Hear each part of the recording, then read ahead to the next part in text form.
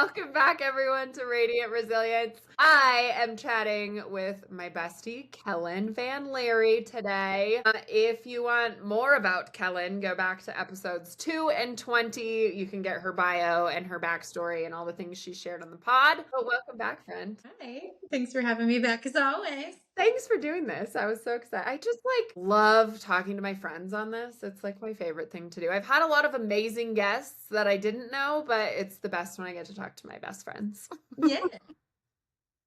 So, we are going to touch on an interesting topic today, and we'll just kind of see how the conversation goes. But at the time that we are recording this, Mother's Day is coming up. And again, if you go back and listen to one of Kellen's earlier episodes, you can get the backstory of her parents who both passed away from health issues. So, Mother's Day can be quite challenging for both of us for different reasons. So, I don't know. How are you feeling leading up to it? Honestly, I haven't even really thought too much about it. Mostly just with planning what to do with the day, because my husband, of course, is, what do you want to do? And Well, and I've, you are a mom as well. So Kellen is a mom, but she no yeah, longer has her mom to celebrate. yes. So Mother's Day is a little bittersweet for me because yes, I, am a mom. It's fun to get to celebrate that with Calvin, but at the same time, I don't have my mom. Mother's Day has kind of been a hard day for me ever since I lost my mom because it's just one more day of a reminder that she's not here. So it can be really tough, and it's gotten a little bit easier over the last few years, but at the same time it's bittersweet for sure. How Yeah. many years has it been since your mom died now? Oh gosh. December will be 7 years. Okay. No, 8 years. Okay. Eight This years. upcoming December. This upcoming December will be 8 years. Yes. Yeah. Yeah. Yeah. Yeah. So I guess this would be my seventh without my mom. So yeah. Yeah. So you're finding it hard to figure out what you want to do with the day for yourself.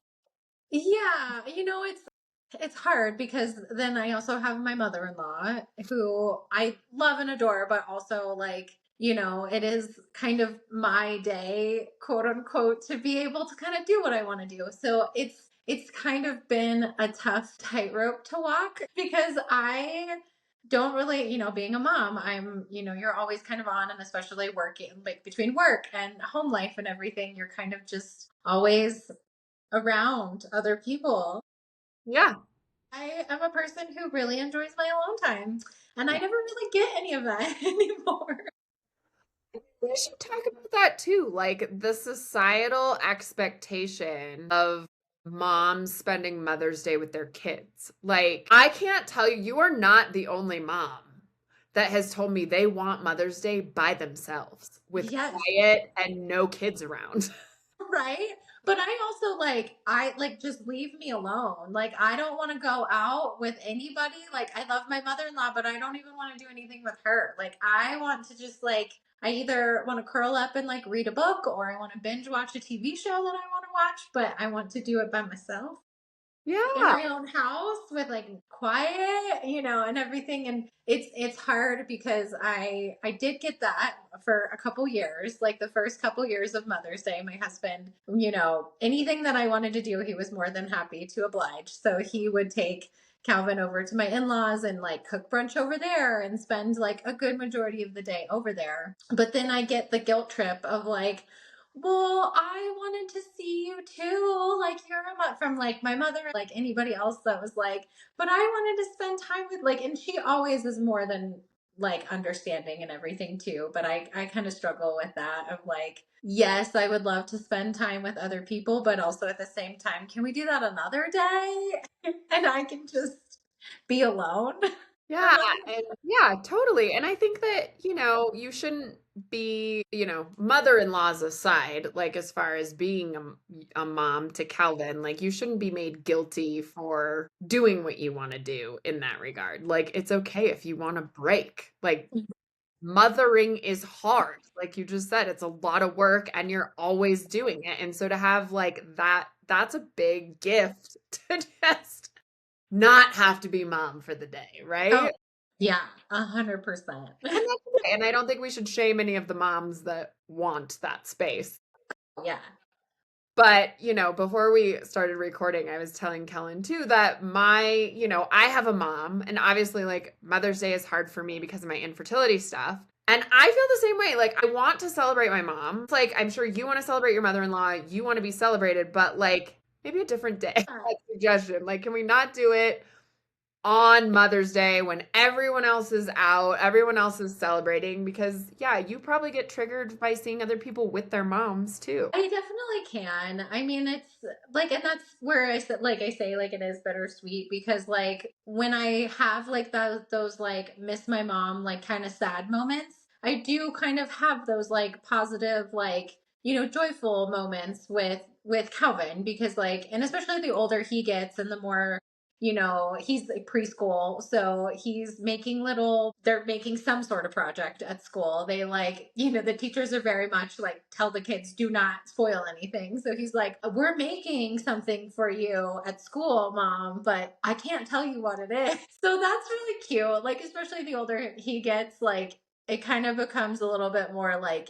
him doing something for me on Father's Day than it is like my husband doing something for me on Father's Day or Mother's Day. But I mean, I do it for him on Father's Day too. But so it is. I mean, I do. It just like makes me think about my mom and like this year so far. I mean, honestly, like I've been okay. I'm sure.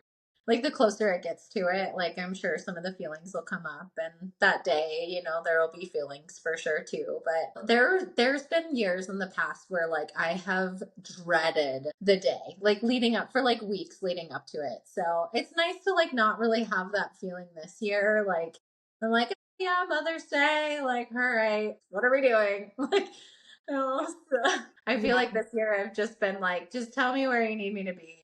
I guess that's a step up from being like dreading it, but if you're just kind of indifferent to it too, that's probably not great. Right. But I don't know, like I've already started, I mean, a while ago, I started getting, the Mother's Day emails and like for gifts, for this, for that. And like, does any of that trigger you at all? Or does it not bother you? No, not really. Cause I just like, if I don't have to like actually think about shopping for something, like, I'll see the email, but I'll be like, I don't need that. I'll just like delete the email, Yeah. kind of thing. So not usually, which I feel like is kind of one of those odd things that I probably should be triggered by, but like I'm not Well, usually. So, that's good. I mean, everybody has their different triggers, right? Like, right. it's not always the same for each of us, but one of Yeah. my least favorite holiday Mother's Day memories that I have, I can't remember how early on this was. It might have been like in the very beginning of my infertility stuff, but it was me and my husband, both of my siblings. So my middle sister had my niece and my nephew, my mom and stepdad, and then my grandparents. All of us went out to like brunch, like most people do on Mother's Day. Is And the thing to do. the place that we went to was giving flowers to all the moms at the table. So my grandma got one. My mom got one, my sister got one, and I sat there and bawled my eyes out at the table. Like that's so hard. Like when you want to be a mom so bad and you are just surrounded by other moms and like that just like, well, you're not actually a mom, so you don't get a rose today. Way to fucking point it out. Like, Yeah. it's already a hard day, and I was like putting on my happy face to go out and celebrate my mom and my grandma and my sister, who all Right. deserve to be celebrated. But like, I was like, wow, way to just stick the knife in and twist it. Yeah. It was terrible. I just cried at the table, and I've never asked any of my family if anybody ever noticed that.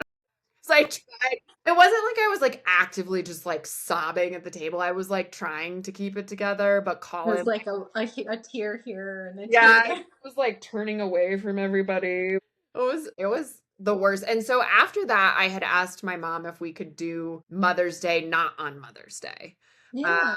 Because like I said, I want to celebrate my mom. I want to celebrate all the moms in my life. Going out on that day and seeing it being made a big ordeal with everybody is really hard. So Yeah. I imagine you have similar feelings in some regard to that with not having your mom. Yeah, I mean, I wish that like I could go out with her, and do brunch with like her and Calvin or just her, like Oh, I do miss that because my mom used to just like, I mean, she was pretty much retired. Gosh, by the time I was like in my early 20s, but then she like still worked. It's like, aren't you supposed to be retired? And so, but like her schedule was like really open. So a lot of times, like, especially when I first started my business and I would have like long lunch breaks or like bigger gaps in my schedule as I was still building, she would call me randomly and be like, hey, what's your day like? And I was like, oh, I've got, this or that. And she's like, do you want to do lunch or breakfast? Or sometimes if I didn't have to go in until later, we would go. There used to be a Village Inn right by my office before they tore it down. And so we would go to Village Inn or we would go to like my mom loves Mexican food or loved Mexican food, so we would always go to like some Mexican restaurant or whatever was close to my office. She's like, "Well, how much time do you have? Do we need to go, stay by your office or do we need to go like can you go further away?" aw. So I do miss that kind of the spontaneous lunches that I used to be able to have with her and everything. Yeah. Yeah, yeah, but it's just a weird day, like and there's so many I feel like it's like Mother's Day is so hallmark that like people just expect like okay, flowers and cards and let's celebrate the moms, but like I feel like almost everybody I talk to has some sort of like a bad connotation towards Mother's Day, like whether it's infertility or a child loss or like maybe you have a terrible relationship with your child, and like I have several like older clients that like don't even have relationships with their kids anymore, like they're grown kids, or people that have lost their moms, or people just that for some reason or other don't have a very good relationship with their mom, or it could be like any sort of the spectrum. So I feel like it's just like Mother's Day can be hard on so many different levels and people don't really like talk about that side of it. Yeah. Well, yeah, because again, it's like back to the like societal expectations of like, well, you're just supposed to celebrate these people who are moms. Like, you're Yeah. not supposed to struggle with it. Right? Until you're a mom, you're supposed to be so happy that you're a mom and forget Right. about all the times where you want to strangle your child because they're not listening to you. God forbid you want quiet time. Right? You should want to spend Mother's Day with your child. Like, no. I think the moms that have discovered like going on a girls' trip or like spending a night in a hotel, those are the genius moms. And if you were Ooh, doing that for Mother's Day, girl, we should do that. yeah, we should. I would love to spend Mother's Day with you in a hotel somewhere New plan. next year. Next year. I'm putting it on my calendar now. Yes, that we could do a book reading. I have so many ideas. Let's do it. Yeah. I mean, I've had a couple Mother's Days in the past because it's hard for me where I've completely shut my all technology off, like for Yeah. the entire day because I can't see all the posts. I don't, and yeah, I'm happy for everybody who's been able to be a mom and who still has their moms around and who have good relationships with their moms. But like, you know, it's so triggering to see all the family photos and the this and that and everybody celebrating in different ways that I just like there was one year specifically that I shut my phone like off for hours and Colin was working and I told him I'm like don't try to contact me, phone will be off. I think it's the most successful I've ever been not on a vacation with shutting my phone off. That's brilliant. I had the best day. Yeah.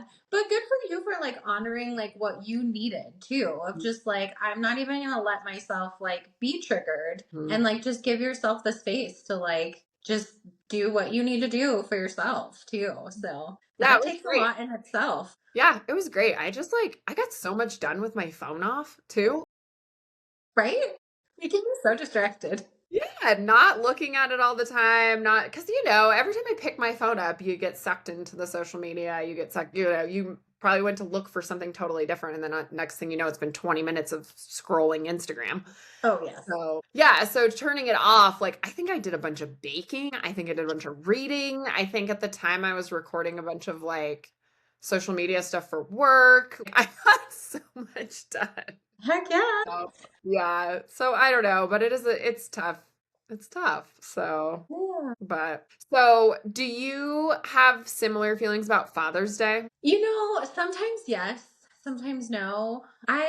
Honestly, I struggle the most with my dad. I struggle the most with the day that he died in December. Usually, like Father's Day and his birthday, I just like, because my dad was just like that, like, just so outgoing, wanted to be like having fun all the time, that like, that kind of summer vibes of just, that's how he was in the summer just like comes through. So it's not as like, it makes me miss him for sure because he would have been such a great grandpa too. Like, and so that does kind of like, I think about it, on Father's Day. I think Father's Day just it doesn't trigger me as much as Mother's Day because I don't know. Mother's Day is so much more of a holiday than Father's Day is, which I feel like is also like just a note to how our society is that we like have to celebrate moms more than we do dads. There's days where my husband does way more parenting than I do. Men just don't care. Maybe this is a totally wrong statement, but I think men don't care as much either. I don't know. I think it depends on the person too, but Yeah, probably. Like, I feel like women are like, "Ugh, I want to be acknowledged for all the momming that I do," where guys are just kind of like, yeah, I'm a dad. I don't know. right, that's true. But I don't know. I guess maybe not that they don't want to be celebrated, but I don't know. I always wonder if it's triggering for Colin. And I mean, none of this really bothers him as much as it bothers me, but I'm always like, Right. "You okay? Is everything good?" And he's like, "Yeah, I'm fine." Yeah. Your body had to go through so much more Yeah. than he did. He went through like the emotional side of it with Yeah. you, but your body physically went through so much more, to try to be a mom than, so I feel like you have a little bit more of an emotional tie to it. Yeah, I mean, also they say there's that saying too that like a mother becomes a mom like the minute she finds out she's pregnant, and then like a dad doesn't become a dad until they see the baby. Right. Because it's like it's happening in our bodies. So you Yeah. have this like physical connection, it's there, where to them it's still sort of an abstract thing until the baby's like in their arms. Right. So I think there's that too, that like, he always wanted to be a dad, but like, it's not as real to him and stuff. And he always said that it was more the hardest part about all of it was watching me go through it all. So, Sure. Yeah. like you said, it was me doing all of the things, but I don't know. I always ask him, I'm always worried about him that like something is that he's just not telling me that he's upset or something, but he's pretty straightforward and he's pretty non-emotional, so he's probably telling me the truth. But I'm like, no, you can't possibly be okay. When I'm not okay on Mother's Day, you can't be okay on Father's Day. Come on. Maybe because you're celebrating Jake. Does that make it different than like people trying to celebrate you or you trying to celebrate your mom? Like, I don't know. Is there a difference there? I don't know why I do have kind of this weird, I call it a disconnect. I don't know really what else to call it, but with Mother's Day that I've told him several years that I just like, I don't feel like I want to be celebrated. And he's like, that doesn't make any sense. Like, you're a mom, you deserve to be celebrated. And I'm just like, and I think it's because, like, I miss my mom. I struggle with the day, so therefore my mind just goes, well, I can't celebrate her. So, like, why do I need to be celebrated? Kind of thing. But, like, I am a mom, yes.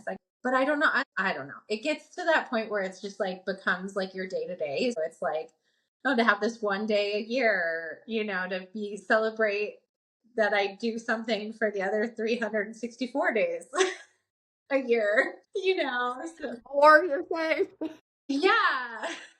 and not just on a day that was dictated by whoever, like just Yeah. Whoever invented Mother's Day. yeah, and also, sorry, quick side note. Can we talk about how Mother's Day and Father's Day are a month apart? Who the fuck decided that? Right? Yeah. Like, we just needed to fit the fathers in before we forgot. Excuse me. Yeah. I don't know. I just like I hate that they're back to back because it's like I have to figure out Mother's Day plans and then I have to figure out Father's Day plans to celebrate with Right? everybody. And I'm like, could we have at least spread these out 6 months or something? Like, Yeah. Well, yeah. And then it kind of like makes it more fun because it's like, ooh, it has something to look forward to. right. Yeah. But then it's like all of a sudden I'm like, crap, we just did Mother's Day. Now it's Father's Day. Good Lord. Yeah. Right? I know. We should Google this. Who invented Mother's Day? Yeah, who And Father's determines the Day. days of these holidays and where they Yeah. came from? There's probably some actually interesting explanation. I know, right? Maybe we should have done our research before this. If anyone knows how Mother's Day and Father's Day got started and dates chosen, so send me a message. Send a message, make a comment, send us a LinkedIn. Yeah. Yeah, well, I could totally see where because you're not the one being celebrated on Father's Day, you're celebrating Jake, like that would feel different Yeah. versus, your mom and your dad too. Yeah. I mean, Father's Day, like, and Mother's Day too. Like, I think Jake and I both do a really good job of like giving each other like whatever they want. Like for me, it's usually like just leave me alone. Like both of you. Like I love both of you, but just like go away. And then he's usually just like, well, I don't know, give me a beer and I whatever. Maybe And I'm always like, go or to a Rockies game or go do something with your dad or do something like yeah. we sometimes will go out to brunch or something with his family for Father's Day, but like again, it's just like that weird like Mother's Day is such a big deal. And then there's Father's Day is like Yeah, I don't know. Colin's gone golfing with his dad a couple times, and I think we've all gone to Rockies games before, which I'm like, can you guys just go? 'Cause I'm not a huge baseball fan, I know. and I don't know, that's a long time to spend with, my father-in-law. The games are shorter now that they have the pitch clock, so it Now that goes they have, quicker. oh, you're right. I forgot about that. Yeah, they're not like 4.5 hour games anymore. Yeah, that makes it a little bit better. But yeah, I mean, I think I would rather Colin just go. Well, I mean, I have to spend it with my dad. So it's like, I don't know. I guess a lot of holidays are like that, right? Like trying to coordinate all the sides of the families and the in-laws, and then with this, it's you and then it's Jake also being celebrated. So then you're trying to, like, do you want to spend your Mother's Day with your in-laws? Like, I don't Right.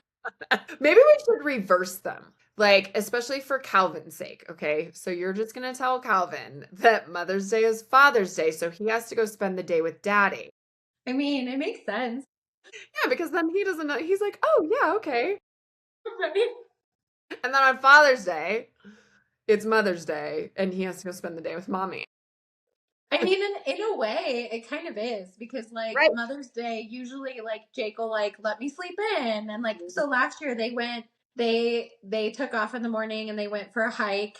Like last year was the nicest year that we've had in several years. Like it was really like bright, sunny. I remember I sat outside. I was finishing Throne of Glass. I was on Kingdom of Ash We can talk last a year.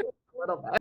And so I remember sitting outside on the deck and like reading a book, and I got sunburned in like 45 minutes because it was like so bright and sunny. I think I remember that. Yeah. And then like the last, like the 2 years before that, it was like a gloomy, like rainy day, which like for me, because I was like, leave me alone.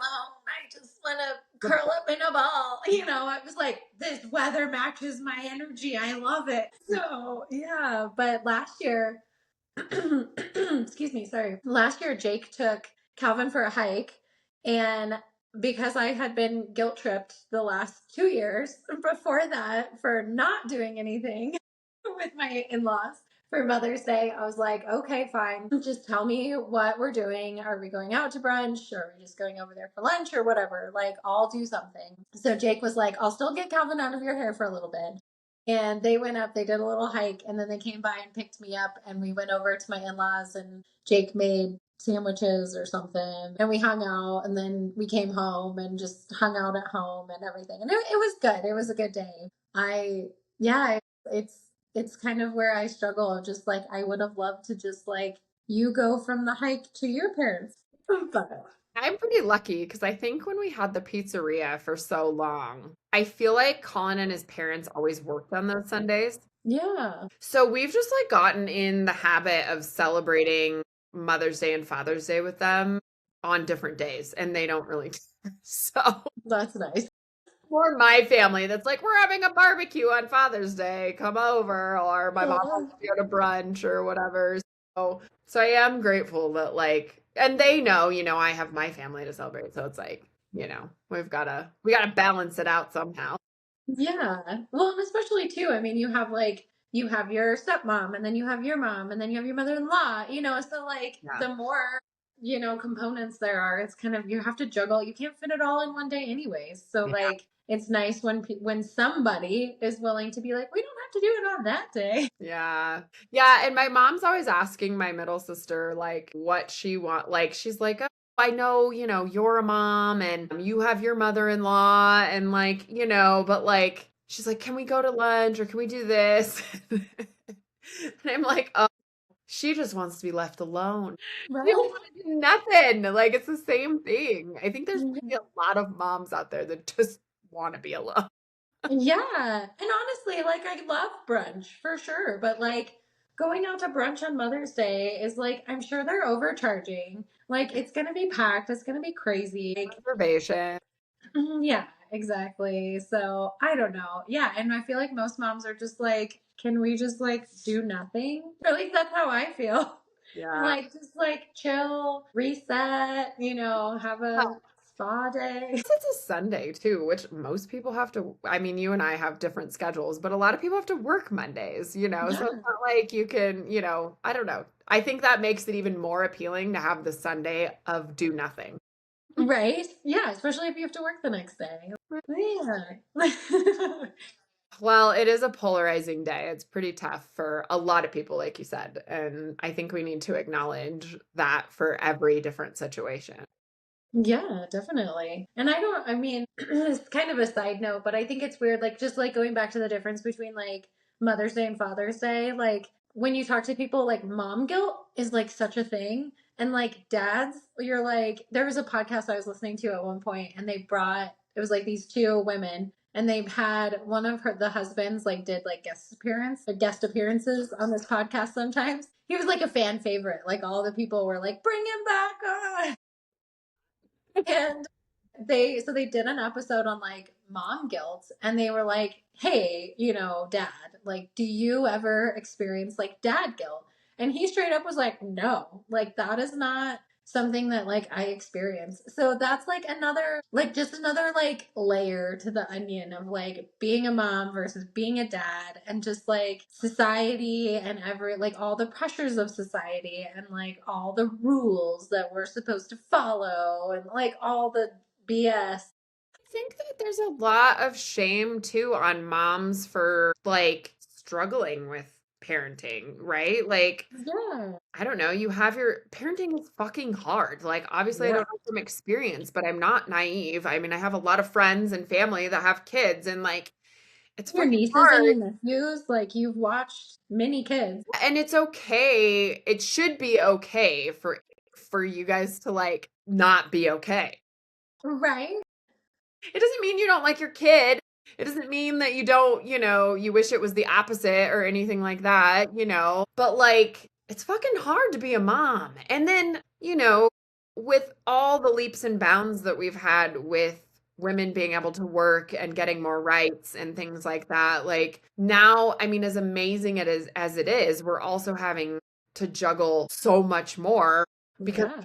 moms and working and keeping the house clean and all these things were like I feel like before it was like okay the moms cook and clean and take care of the kids and the dads work and they come home and they don't have to do any of that stuff but then it's Right. like there was never that expectation of like well you fucking worked all day so you better come home and cook and clean too. Right? Yeah. But for the women, I mean, and this isn't every scenario, obviously, but I think, like with women entering the workforce and having more rights and more freedoms and more things, that we want to have our own lives outside of just parenting. Yeah. Like, I don't know. We're still expected to juggle all the fucking things and be happy about it the entire time. Right. And just like, and even like when you do get a chance to like go out for a girls' night, or, like I kind of struggle with that because like I have book club and I have, friends that are like, let's go out and do this or let's go do that. And like, and Jake is a little bit more of a homebody. Like, yeah, he has friends, but I'm like, text them, go do things. Like, so like I feel guilty sometimes that I'm like, I've got this going on and then I've got that going on. So I'm gone this night and then I'm gone that night. And and everything too. So like that's where I kind of get some mom guilt about like I'm constantly leaving my kids. That's really important. I mean, I'm going to sort of put you on the spot with this question, but like, okay, I'm going to back up a little bit because I will tell you that being that I've experienced, my infertility and I'm child free, whatever, like all of my friends that are moms have not gotten completely lost and caught up in motherhood. That's a good thing. Right. I think it's very good and very healthy. And so that's what I'm trying to tell you, I guess, too, is that like that is okay. I understand where the mom guilt comes in for sure. But like, how do you think you manage to do that? Because I've seen so many women completely lose themselves to motherhood and don't know who they are. I actually had a client today who was just like, she has a 9-year-old and she was like, I have no fucking clue where the last 9 years went. I don't know what I did. I don't know what I like. I don't know what I want to do. I don't like because she's been so focused on being a parent for 9 years Right. that she's like, I have no idea. She has a birthday next week and she's like, I don't know what happened. I mean, I think it's easy for women to do because when you have this like new child, you just want to like throw yourself into them and like, Sure. to mold them into a good human being. But at the same time, like I I am very proud of the women that like don't let themselves like get to a point where like their kid is their only thing, because I think it's important, and I think it's important to like still be yourself and enjoy the things that you enjoy, cuz yeah, being a parent is hard, and at the end of the day my stress relief going and reading before bed, and I can just kind of like calm down from the day, or having like the little moments of just like doing something for myself and like filling my cup back up, so then that way I can be more of a genuine parent towards Calvin and everything in at the end of the day. And I just like, I think it's important for him to see me go out and still like live my life too. Like, yeah, we are parents and we love you and we're going to, mold you into this good person. But at the same time, like, we're not going to stop living our lives because we brought you into it. So I'm glad that you have a lot of friends that like haven't lost to that, because like it can be really easy to do. And I think you kind of have to make the effort of like, go out and do the date nights, like make sure you have a babysitter, and or like go out with your girlfriends and continue to like have those friendships and everything too, because at some point your kid's gonna be a teenager and not want anything to do with you, and then you're gonna be stuck at the house with like nothing to do. I mean, doing hair for so long, like I've worked with so many women at different stages of their lives, and that, like, I remember talking to women whose kids were turning 18, leaving the house, going to college, becoming adults, like, and they were having a massive identity crisis, which you Yeah, probably still do regardless because you've spent for the sure. last 18 years, like, even though you've done a really good job, like, keeping yourself and your identity in this, like, you still have to parent. So when Yes. they leave, that's obviously a big change. But I think it's probably a little bit easier for someone like you versus these, other women who have lost themselves in that because it's inevitable. It's gonna, well, I guess not for everybody, it's inevitable, but for most people, kids are going to move out of the house. They're going to go have their own lives, and you're going to have to find out who you are with Yeah. too. Yeah, and especially like as we move through stages of our lives, I mean, we have midlife crises, and we have Yes, we do. yeah, and especially as women, as we go through perimenopause, like that's another like massive life shift and everything in our lives too. That like I feel like again, we can tend to kind of lose those bits and pieces of ourselves. So it's constantly like just trying to hold on to like who you are and what you enjoy, and just like that's gonna make you such a happier person.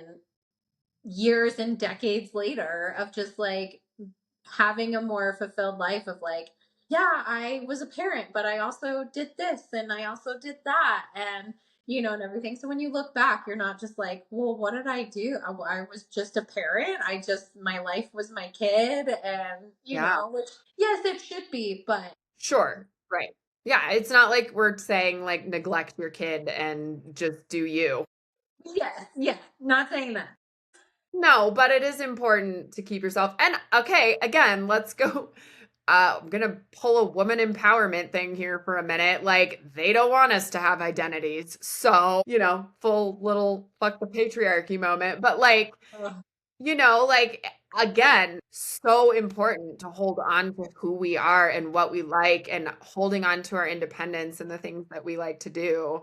And there's absolutely no shame in those who just like throw themselves into motherhood. Like, I get how that happens, and more power to you. I'm glad. But like, I do think it's probably more healthy to have your identity. And so, sorry.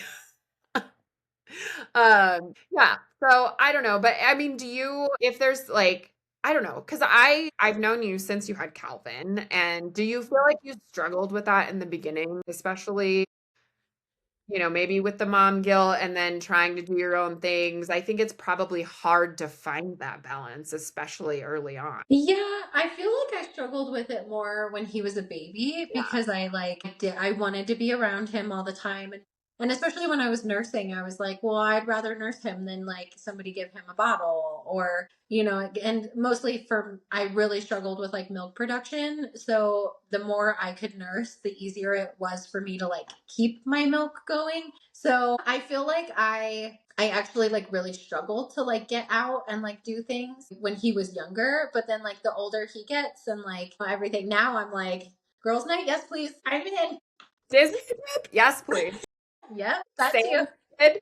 But so yeah, I feel like it was, and that's maybe like how women like tend to get to that because like when Yeah, they are sure. babies and they need more of our attention, like it is easy for them to just like become our whole world. And then as they get older and they don't need you as much, but like you still kind of need them, I feel like maybe that's kind of where that happens. But I feel like for myself, like I need those times away. Like it just makes me love him so much more when I do get those moments of like some time by myself or, going out to dinner or going on a Disney trip or, whatever it might be. Like I always come back and I'm just like, oh my God, I missed you. I love you. Like, you know, so Same way about my husband.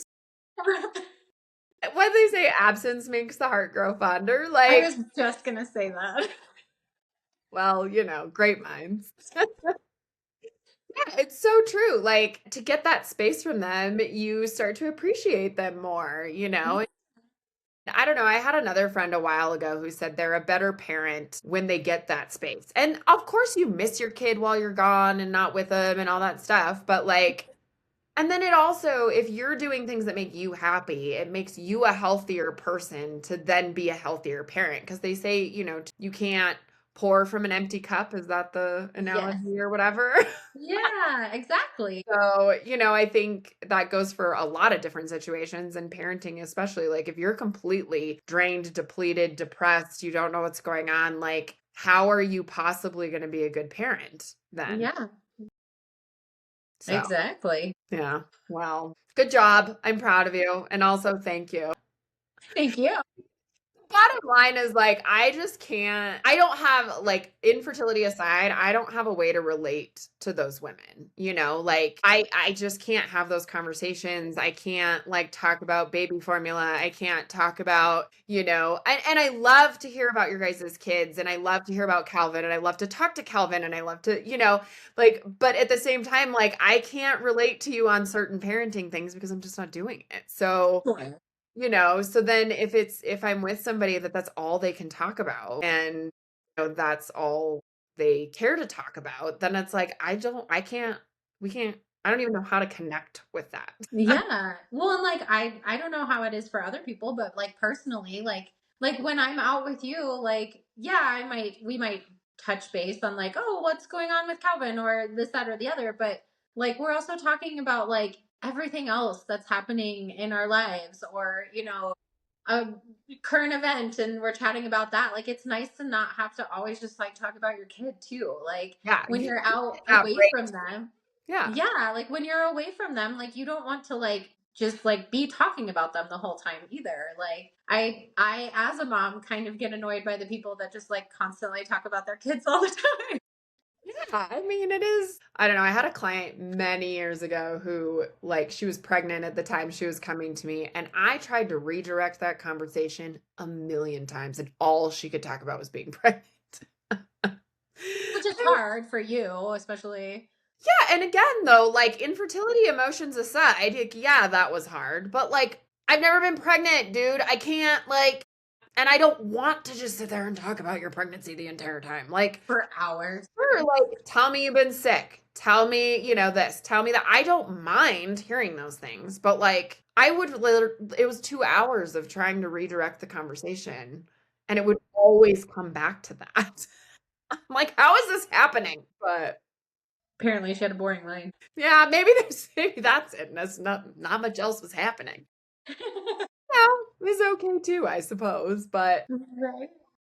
I mean, how has that been? I'm gonna put you on the spot with this one too. How has that been for you being my friend? Let's talk about the other side of that. Just because I know this is like a really, really hard topic for a lot of infertile people. Like we all talk about it, but I don't think we talk to our friends enough about like it's hard for you guys too, probably to like not know what to say to like upset us or like I don't know. Talk about it from your perspective. Yeah, I mean, I feel like we've had enough conversations of like, and you've told me like the things that, or like the ways that you wish that people would like talk to you about it. Like if they're going to talk about their kids or they're going to talk about a pregnancy or whatever it may be. So, which I found very helpful because like I do want to honor like your feelings and like how you're going to react to it. So I don't know. I have kind of I feel like now I'm at a better place in it because we talk like daily and everything, and I've been through I mean pretty much like the whole journey with you Yeah. because you started as a client with me when you were still just trying naturally. Like you guys were just starting like trying to figure out like if there was any infertility stuff. And so like I have yeah, it's like it was like 2018. Oh my gosh. Yeah, when you started as a client. And then like our relationship and our friendship just like blossomed from there. And so I feel like seeing the literal like transformation of Tawny from like everything you've been through like too I've grown alongside you, so I've learned how to like honor your feelings. And so and then there's been times where I'm like I don't know how to say this to you about things, and like so I have done like hey I want to say this, like I hope that's okay, or I apologize, or I'll say it and apologize on the back end. And like I feel like when you're not in the space or you don't really want to talk about it, you get a little bit shorter with your responses, and then that's kind of my cue that I just like okay this isn't a topic that like I'm going to continue on with. But I love you so much as a friend that like being a mom post like you not having to be able to be a mom, like I so wish that like we would have been able to like experience that whole journey together. But life is a bitch sometimes. Yes. But I love like Calvin loves you, and I love that like I can like talk to you about those things, and and I can still be a support for you for wherever your journey is going to continue to take you as well. But yeah, I mean there has been hard times or moments where I'm like I want to talk to you about something. And I feel like there's probably been a couple times where I've just been like, I'm just like, I don't know how to, so I'm just gonna not, because I would rather like not talk to you about it than like upset you. Yeah. Yeah, and I mean, I've always said like the asking thing is a really good thing to do, like, are you in a good place? Like, can I talk to you about this? Or, that's not a bad, because I probably will never say no if you ask me that. Like, I would have to be in a very dark place to say no. But it Yeah, at least, people pleasing Tani over here. I said people pleasing Tani. right? I'm like, yeah, I can do that. I can do it. But I will say it does at least give me a heads up that it's coming. And I can go, okay, let's do this. Right. Versus just like laying something on me, right? So, that's always a good thing. But, I guess caution is also if you're like, oh, maybe I just won't bring it up. That's hard too, because like I want to be a support to all my friends too. And I think you can tell me if I'm wrong, but I think I've gotten a lot better now than probably earlier on. Yeah. I hope that you feel a little bit more comfortable with some of that stuff coming to me.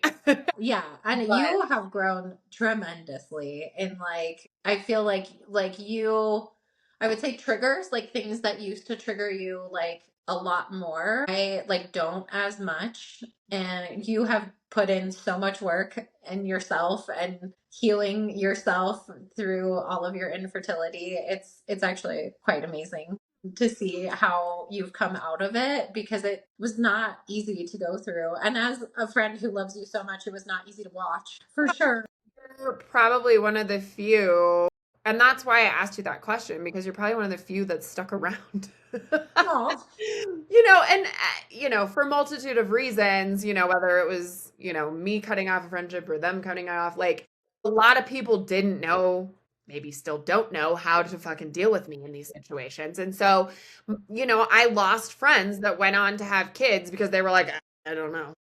right. And so not that it was like again like a tumultuous, big blow up or anything like that, but I think you sticking around the entire time and being able to watch the whole thing from the inside too, you have a different perspective on it. And so Yeah. I don't know, but that was really you really like intrigued me when you were saying that I what did you say about my answers being short? Yeah. And I can't, off the top of my head, I wouldn't be able to give you like a specific example, but I feel like there's been things where I've mentioned something and I can just like kind of tell by like the way that you would respond of like, okay, yeah, she doesn't want to talk about this. That's something you're probably like you just know because we just talked about it. We've almost had 10 years as friends. So like Yeah. but I don't know. I just think it's interesting because I feel like I have a lot of conversations, about my side of the friendships and I do want to acknowledge that like your side of it is not easy either, to because I do understand that most people don't want to hurt my feelings. They're not trying to be assholes. They want to help, they want to say the right thing, but then they just don't sometimes. Right. Yeah. I mean, I'm sure I have said the wrong thing so many times in the past, but it comes from a place of love. Yeah. For Well, sure. and I think that, again, like if you do fuck up and you say something and later you're like, oh, I shouldn't have said, like acknowledging it is huge, Yeah. like just being like, oh my gosh, I'm so sorry. I shouldn't have said that. Right. I mean, I'm queen of putting my foot in my mouth, so. Well, you also own up to shit too. You're not naive. You're just like, fucked up. My bad. Yeah. It's not like, well, I didn't mean to do that. Like, obviously you didn't mean to do that, but it's okay if it happens. Right. Yeah. But I don't know. So thank you for giving that perspective because I know, there's a lot of people that listen to me and like you said have learned a lot from what I've said, but and also I do want to acknowledge, and if this isn't okay, let me know and I'll cut it out. Like you struggled yourself as well. So like to Yeah. so, a lot of, obviously you didn't do IVF and stuff like that, but I think that anybody that has struggled to any capacity understands the compounding, shit that I've been through. Yeah. Well, and honestly, I feel like that was kind of like a catalyst for our relationship. I feel Mhm. like too, because you were starting to do a lot more of the IVF stuff of doing, the egg retrievals and everything. And it was like COVID basically. And yeah, and I was thankful that like, my struggles with getting pregnant were taking a pill to force my body to ovulate. And that was my thankfully what helped, but um I think the hardest part for me was being pregnant and like still like wanting to support you through your infertility journey and knowing that like I had what you wanted so badly, but I still wanted like you to like be in my life and like wanted to be a support, but I know you like didn't want to see me, not like in a bad way, but like you know what Yeah, I mean. no, I totally get that. I mean, I think that, yeah, I mean, that would be hard. Yeah, I would say that was probably the hardest part of like of everything because like you were such in the thick of like IVF stuff and and then there I am pregnant. A lot easier than like, you had to be you were dealing with and everything and but yeah, I mean, and then after that, I think as soon as I had Calvin and like it was less cuz I remember you telling me at one point you were like it's more like you're like I'm fine with the babies. It's like the pregnancy part. It's the weirdest thing. I still have not been able to psychoanalyze the entire thing, but it's still that way. Yes. Right. Yeah. What I mean, but that's the first step. It's like, yeah, you have to get pregnant first and then you have the baby. And so like there I totally get that. Like that made sense to me that I was like, "Oh yeah, I totally understand like where that feeling is." And you had had a fibroid surgery and I was still on maternity leave and I had Calvin and we were going to meet up for coffee and I didn't think about it that like I had this baby and I was going to be bringing this baby with me and I like and then I had a moment of panic of like, oh my god, I have Calvin with me. Is that okay? And you were like, oh yeah, I'm fine with the babies. I tell my friends that all the time. I'm like, I want the birth pictures. I want, like, give me all. I want to know. I want to know when you have them. I want to know. I don't know what it is about. And I mean, sure, I probably get a little bit sad when I see the babies because I would like one, but like, Yeah. it's not nearly as triggering as the pregnancy announcements. And I Sure. couldn't tell you why. Well, because that's like the one thing that you've never gotten, like you tried so hard for, and like just, I mean, it's step one, getting that positive pregnancy test, and then step two, getting, having the pregnancy, and then getting to the baby, and then the whole journey after that. But like, Maybe that's it too, because like I've been able to experience not the birth, obviously, but like the babies. Like I had my yeah, niece, I've been around my niece and nephew since the day they were born. Tara, my little sister, is 12 years younger. Like I got to experience her as a baby. All of my yeah, friends, I get to hold the babies. I can be involved in the babies. Like it's not, even though it's not mine, it's not an experience that I've missed out on change. I've changed diapers. I haven't yeah, nursed. Like I've fed bottles. I've done, like I've been peed on. I've been puked on. I've been, so maybe that's what it is it's like I will never at this point that I know of be able to experience pregnancy. right, So maybe yeah. that is the problem. Maybe it's just one of those things and a lot of people tell me I'm crazy for wanting to experience pregnancy, but I mean, if you were pregnant by the time you were 9 months, you'd probably be singing a different tune. for But sure. For sure. I respect that and I understand. But, like it's one of those things like to grow a human life in your body, like that's pretty cool.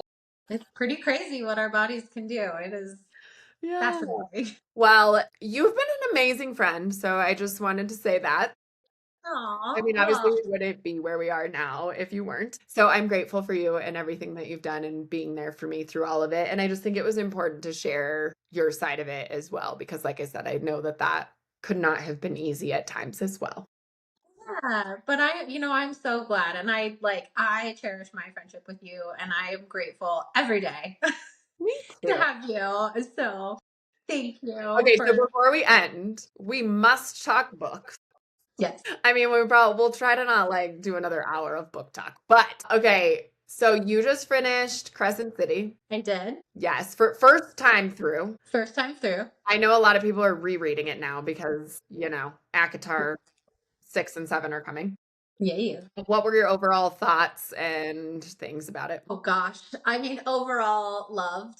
I had one of my friends asked me out of all my Sarah J. Maas series, which one would I say were my favorites? I feel like I want to do an ACOTAR reread because it's been like 2 years since I've read them. And I was talking to somebody, I think it was Aaron, mentioned something that like happened in the book, and I was like, wait, what?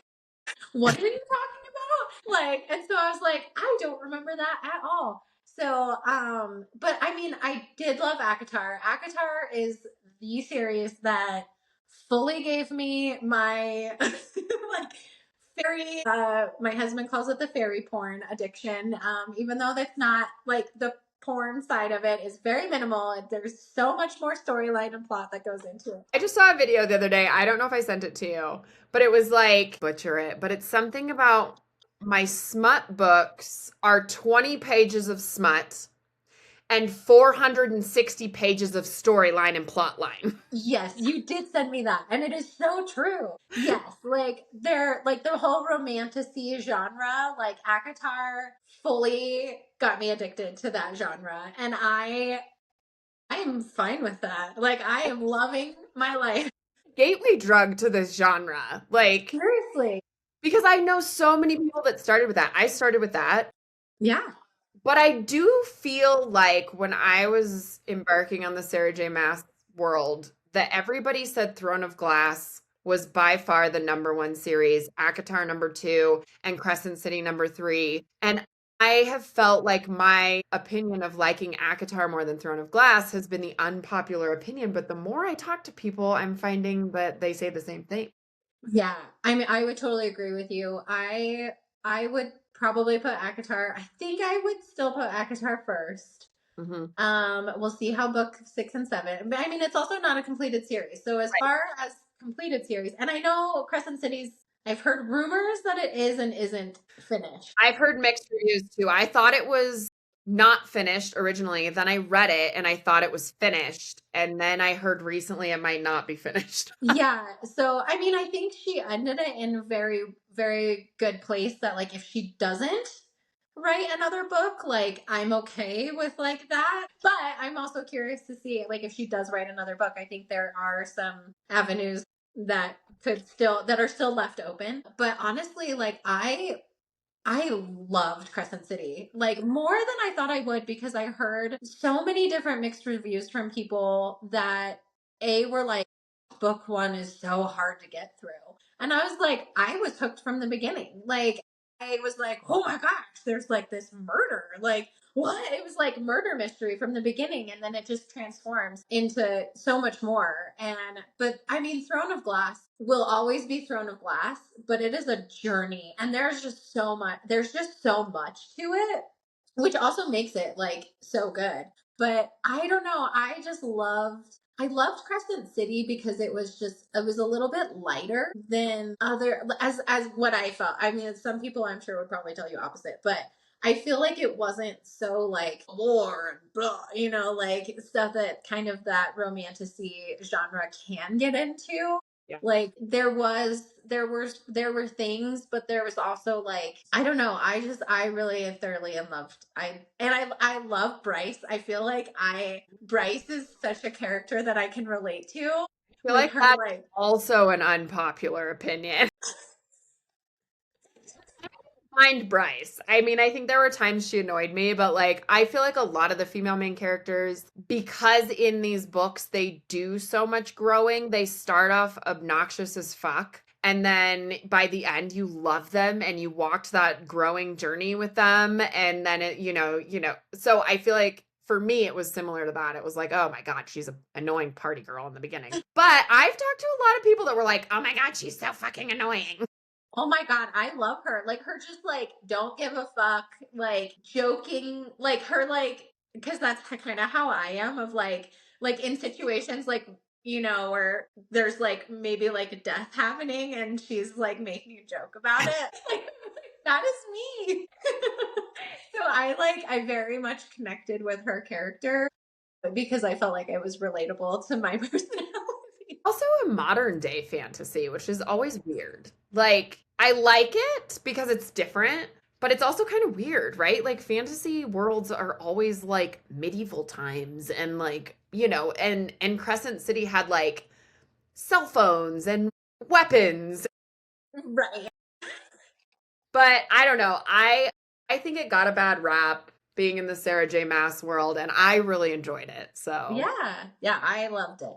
Good job, Sarah. so yeah. What's next? I know you're reading Um, something else right I'm currently halfway through. It's called The Life Impossible. It's by Matt Haig, however you say his last name. But he also wrote, which was still one of my favorite books. It's called The Midnight Library. I know I still need to read that. You keep telling me to read it.